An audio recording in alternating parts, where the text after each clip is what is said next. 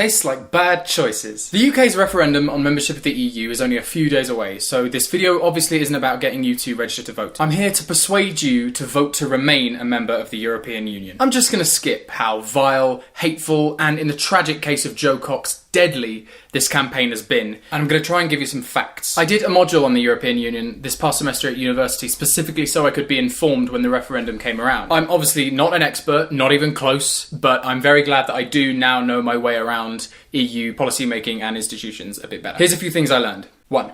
The EU's policymaking process is actually more transparent than that of most democratic states. Europa.eu provides access to all the goals and objectives set by the EU, all the members of the European Parliament and their committees and voting records, the case history of the Court of Justice, and most importantly, the entire texts of all legislation passed by the European Union. We only see the process as distant and unfathomable because we don't pay attention. 2.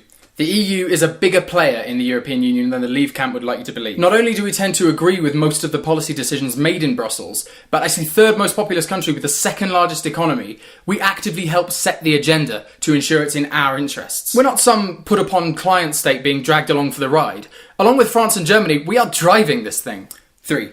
Geopolitical or cultural links have nothing to do with economics. For example, we like America. America likes us. We speak the same language, more or less, and our heads of government tend to French kiss whenever they see each other. But trade and economic treaties follow money and the maximum profit for the minimum effort. And as things currently stand, the UK and the US are among each other's largest trading partners. But if we leave the EU... Maybe some point down the line there might be a UK-US trade agreement, but it's not going to happen anytime soon because our focus is in negotiating with a big bloc, the European Union, and UK is going to be in the back of the queue. He's right. There's no reason why US diplomats would come to us first for mutual investment when the EU, the largest multinational single market in the world, is right there. 4. The EU is not as much of a sprawling bureaucratic mess as people seem to think. In total, EU institutions employ around 55,000 civil servants, which may sound like a lot. But we're talking about a union of 500 million people. To put that in perspective, 60,000 people are employed by the City Council of Birmingham, which has a population of 1.1 million. Of course, the EU, like any agency its size, has problems. The so-called democratic deficit, that is to say, the idea that the EU isn't as democratic as it should be, is a topic of fierce debate in European academia. The only people we directly elect in the EU, besides our own national governments, are members of the European Parliament, but let's be real, no one takes those elections seriously. People tend to vote in protest against whatever party's in power, and they're usually more interested in domestic politics than actual pan-European political issues. Some people claim that European law consists mainly of regulations geared towards efficiency.